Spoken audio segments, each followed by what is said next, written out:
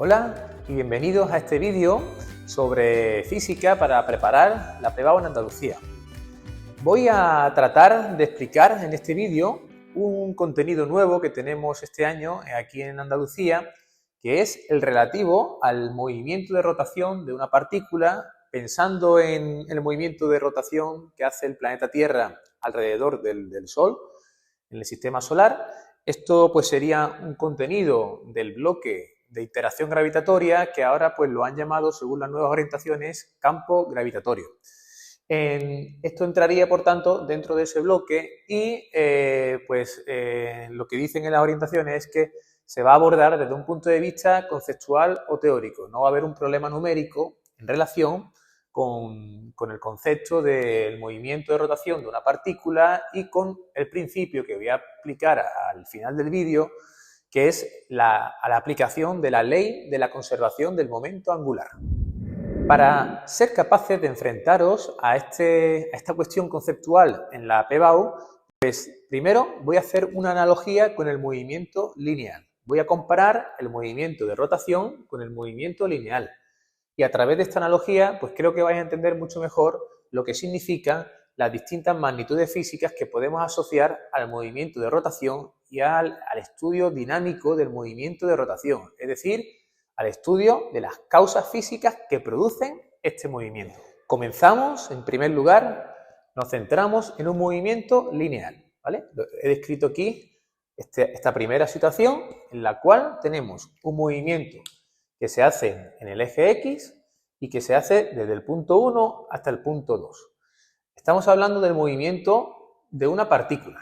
Una partícula pues, se caracteriza porque tiene una masa puntual m, ¿vale? Si consideramos el planeta Tierra moviéndose alrededor del sistema solar, podemos hacer un estudio en el cual consideremos el planeta Tierra como una partícula, con la masa que tiene, moviéndose alrededor del Sol. En este caso, en el movimiento lineal, una partícula se mueve del punto 1 al punto 2, ¿vale? En el primer punto, pues tenemos una velocidad, que es una magnitud física vectorial y como tal hay que expresarla adecuadamente, pues la representamos por este vector y en el punto 2 vamos a tener otra velocidad que vemos que el vector es mayor que este. Eso lo que nos quiere decir es que en el punto 2 el cuerpo la partícula tiene mayor velocidad que en el punto 1. El tamaño del vector está relacionado con su módulo. Ya sabéis que cualquier vector, por ejemplo aquí la velocidad, se compone de un módulo que nos da información de la intensidad de esa magnitud física, si la velocidad es muy grande o muy pequeña, y tiene un vector que nos indica la dirección y el sentido. En este caso, por ejemplo, sería más i, ¿vale? Porque está en el eje X, más i está en sentido positivo, ¿vale? Sentido positivo del eje X es la dirección del eje X, sentido positivo. Esa es la información que nos da el vector unitario que nos dice la dirección y el sentido de esa magnitud física. Pues entonces tenemos el punto 1 y el punto 2. En el punto 2 el cuerpo llega con mayor velocidad que en el punto 1. Eso físicamente lo podemos describir también mediante el momento lineal. El momento lineal es una magnitud física que se define como el producto de la masa por el vector velocidad. La masa de esa partícula por el vector velocidad. Y el momento lineal pues es lo que necesitamos para tener información del movimiento lineal, de las características de ese movimiento lineal, ¿vale? El momento lineal pues nos dice si la partícula se mueve con más velocidad o menos, nos dice también si se mueve hacia la derecha o hacia la izquierda, en qué dirección.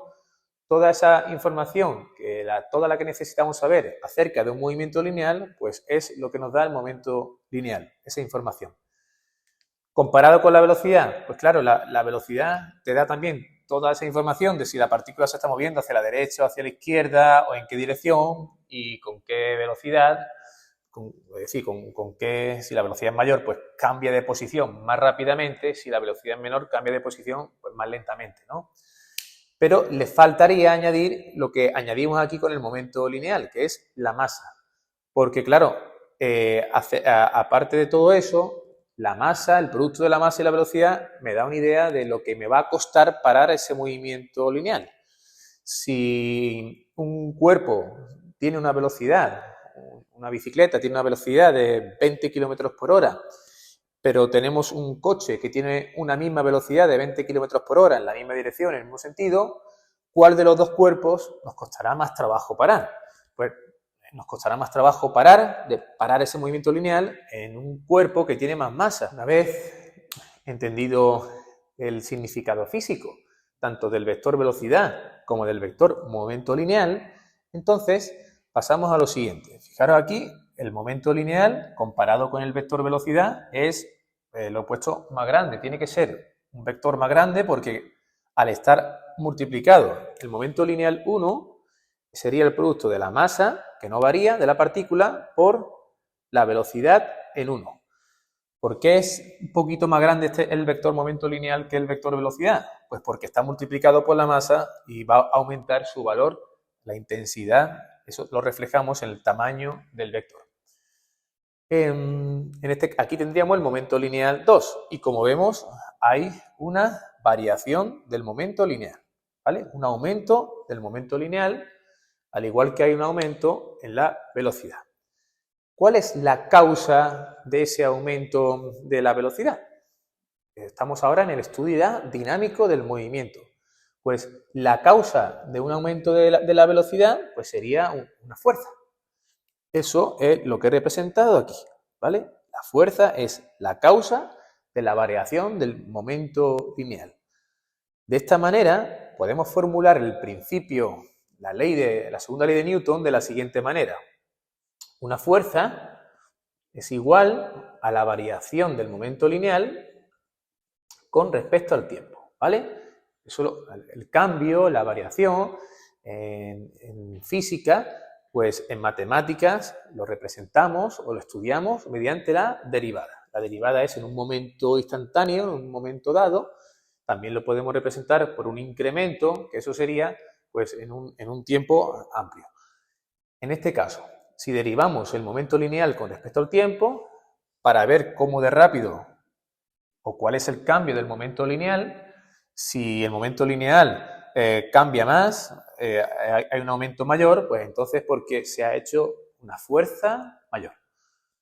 En este caso, sabemos que el momento lineal es el producto de la masa por la velocidad. Por tanto, la fuerza es igual a la derivada de la masa por el vector velocidad con respecto al tiempo. Todo esto estamos hablando de un estudio dinámico del movimiento lineal. Después abordaremos cómo se hace esto en el movimiento angular, en el movimiento de rotación de una partícula, y esta sería la segunda ley de Newton. La segunda ley de Newton. Derivamos entonces ahora este producto de la masa por la velocidad. Tenemos que sería la regla de la cadena, la derivada del primero por el segundo sin derivar, más el primero sin derivar por la derivada del segundo. En este caso, la fuerza sería igual a la derivada de la masa con respecto al tiempo por el segundo sin derivar, que es la velocidad, más el primero sin derivar por la derivada de la velocidad con respecto al tiempo. Bien, con esta expresión podemos obtener la fuerza en cualquier instante durante un movimiento lineal.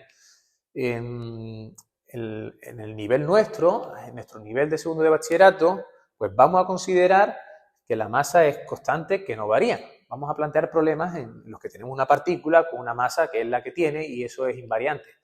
Pero, por ejemplo, en problemas en los cuales pues tengamos un cohete que tiene un combustible y ese combustible a medida que pasa el tiempo pues se va gastando, pues la masa del cohete no es invariante, va a ir gastándose va a ir disminuyendo a medida que pasa el tiempo. Por tanto, tendríamos que tener en cuenta para hacernos una idea de la fuerza que se está ejerciendo sobre ese cohete en cada momento, pues tendríamos que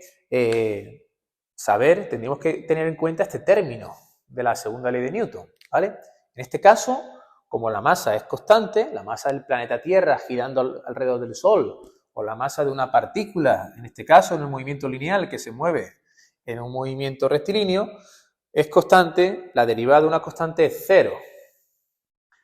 Por tanto, la fuerza sería igual a la masa por la derivada de la velocidad con respecto al tiempo. Ya sabéis, desde cursos anteriores, que la magnitud física que nos mide cómo cambia la velocidad con respecto al tiempo, si cambia muy rápido o si cambia más lento, o si aumenta, si no aumenta, es decir, la magnitud física que nos da una información sobre cómo varía la velocidad con respecto al tiempo es la aceleración. Así que masa por aceleración. Todo esto de aquí sería la aceleración. Y de esta manera hemos pasado a encontrar pues la segunda ley de Newton en la forma en la que soléis aplicarlos en cursos anteriores, que es simplemente como la fuerza es igual al producto de la masa por la aceleración. Así que, en definitiva, ¿cuál es la causa que produce un movimiento lineal? Pues la causa es una fuerza.